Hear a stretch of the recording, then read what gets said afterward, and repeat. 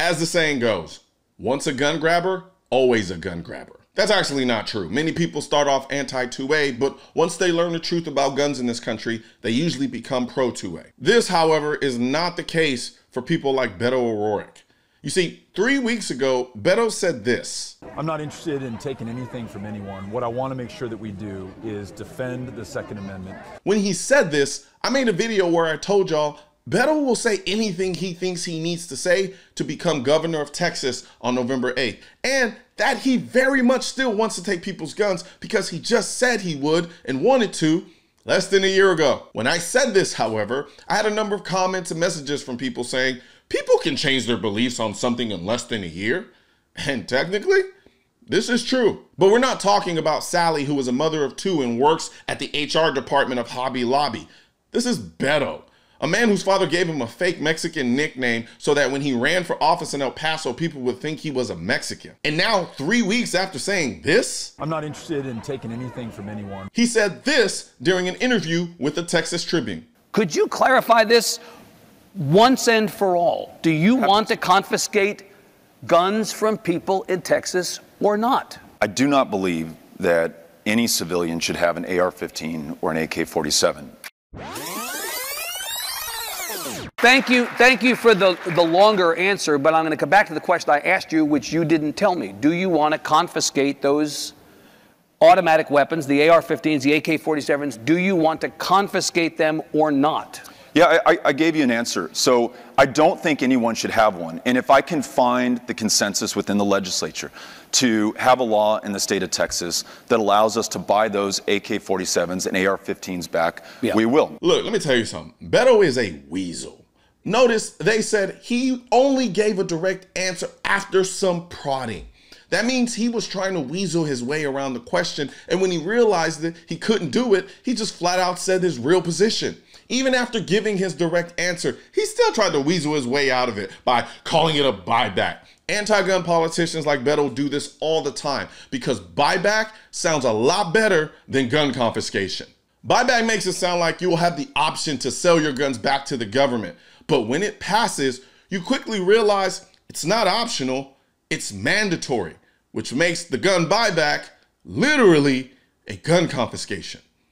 In 2020, during an interview with CBS, he admitted that a buyback would mean that if you didn't sell your guns back to the government, they would take them from you and then fine you. To pass mandatory buybacks, and I'm able to sign that into law, then I fully expect our fellow Americans to turn in their AR-15s and their AK-47s.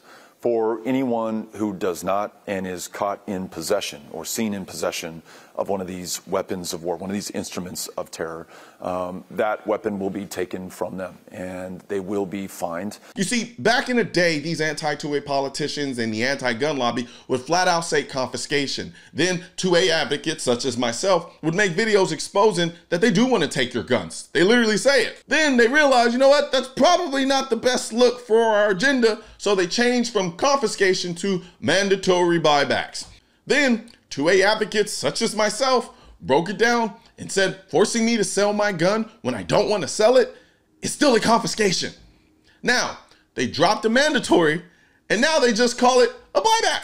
But it's still mandatory, which means it's still a gun confiscation. Long story short, Beto is a lying anti-2A weasel.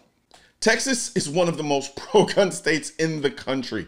We keep guns in our bathroom. When they pass the collection plate in church, half of it is filled with ammo. Our former governor, Rick Perry, shot a coyote with a Ruger LCP while he was on a jog with his dog. Do you have any idea how embarrassing it would be to have a guy that said this? I do not believe that any civilian should have an AR-15 or an AK-47. As the governor of Texas? See, the anti-gun lobby and anti-2A politicians like Beto live in an echo chamber, and they have the mainstream media constantly pumping out anti-gun propaganda for them. So they actually think the majority of people agree with their policies. So I designed the I Will Not Comply t-shirt and hats that you see me wearing in this video with the goal of having so many people wearing them that it forces people stuck in their anti-2A bubble to realize that there are millions of pro-2A people out there who do not agree with these unconstitutional gun laws.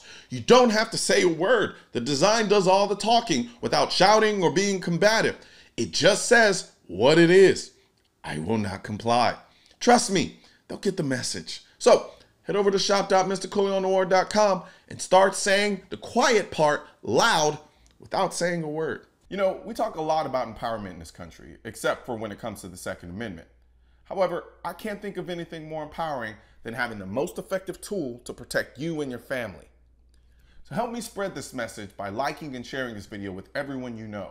And don't forget to subscribe and leave a comment, because the Second Amendment, when it said militia, it wasn't talking about the government. It was talking about you.